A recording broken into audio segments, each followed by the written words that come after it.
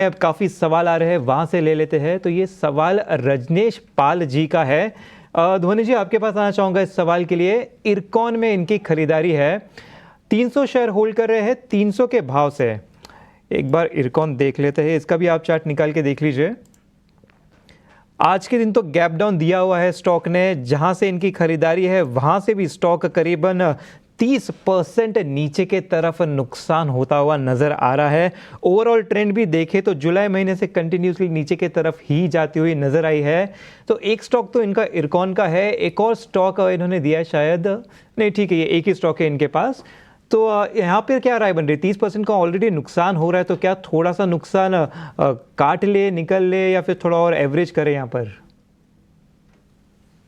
अंश, इन सिचुएशंस में सबसे पहला सवाल यही आता है कि स्टॉप लॉस कहाँ था इनका, जब स्टॉक ऑलरेडी 30% अपने खरीद भाव से नीचे की तरफ फिसल चुका है।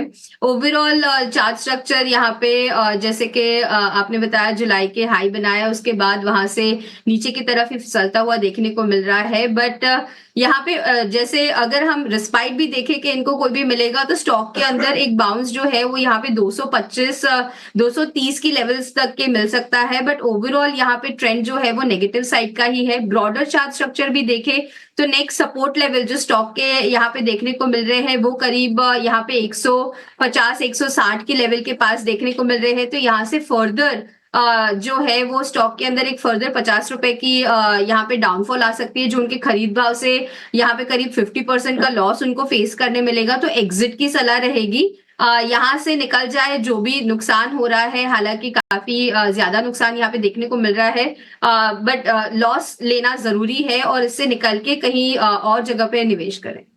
जी बिल्कुल, लॉस लेना बहुत ज़रूरी है। स्टॉप लॉस हमेशा रखना चाहिए मार्केट में। टारगेट जितना इंपॉर्टेंट होता है, स्टॉप लॉस भी उतना ही इंपॉर्टेंट होता है। तो यहाँ से एग्जिट करने की सलाह ध्वनि जी की तरफ से। कहीं और आप ऑल्टरनेट स्टॉक्स में देख सकते हैं निवेश करने के लिए। तो चलिए, इसे राजवन शर्मा शामिल है। Rajvan ji, good morning. Good morning sir, good morning. बताइए कैसे हैं आप? बस ठीक है सर। बताइए कौन से स्टॉक है आपके?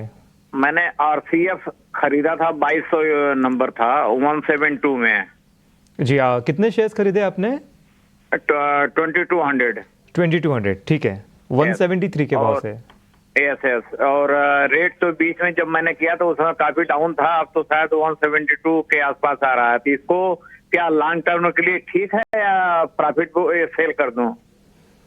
आप लॉन्ग टर्म पर होल्ड कर सकते हैं इसे? हाँ, लॉन्ग टर्म मतलब 3 साल 4 साल 5 साल तक करता। अच्छा, ठीक है, ठीक है। ध्वनि जी, आरसीएफ देखिए 173 के पास की इनकी खरीदारी है। स्टॉक एक्चुअली उसकी आसपास ट्रेड करता हुआ नजर आ रहा है। अगर चार्ट पे देखें तो कुछ जुलाई हाई से 40% गिर चुका था, उसके बाद 15-16% का एक पुल बैक आया था। पुल बैक देखिए 200 डीएमए के आसपास ही ट्रेड करता हुआ नजर आ रहा है। यहाँ से क्या चांसेस लग रहे हैं कि ये जो पुल बैक आया है ये टेम्पररी है, या एक अच्छे से ऊपर की तरफ रैली देखी जा सकती है यहाँ पर? अंश, अगर हम यहाँ पे जैसे इनका लंबी अवधि का नजरिया है, जहाँ पे 3-4 साल 5 साल की हम लोग बात कर रहे हैं, तो डेफिनेटली स्टॉक का एक जो है वो ब्रॉडर स्ट्रक्चर की हम पहले बात कर लेते हैं, जहाँ पे वीकली स्ट्रक्चर जो स्टॉक का है वो एक यहाँ पे स्लो एंड स्टेडी ग्रोथ दिखा रहा है, जिसमें अगर आप देखेंगे यहाँ पे इस साल में भी अगर आप कंपेयर करें तो स्टॉक ने करीब 5% की बढ़त दिखाई है। इससे पहले भी हमने इसी हिसाब का इसके अंदर इंक्रीमेंट देखा है। तो स्लो एंड स्टेडी मूवर है।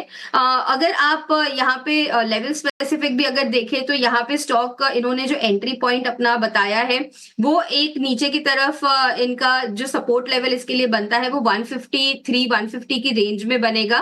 बने रहने की सलाह रहेगी। वापस से इसके अंदर एक बाउंस आपको देखने को मिलेगा, जिसमें जैसे ही स्टॉक ऊपर की तरफ इनकी जो खरीद भाव है उससे ऊपर जाता है, तो शॉर्ट टर्म बेसिस पे डेली चार्ट्स पे आपको देखने को मिलेगा कि वहां से एक मोमेंटम वापस इसके अंदर बनता हुआ आएगा और 200 से लेके ऊपर की तरफ 250 के भाव जो है वो नियर टर्म में देखने को मिलेंगे। बट जैसे लॉन्ग टर्म का नजरिया है तो definitely it's a good stock pick right now, and इसमें बने रहना चाहिए। ये सलाह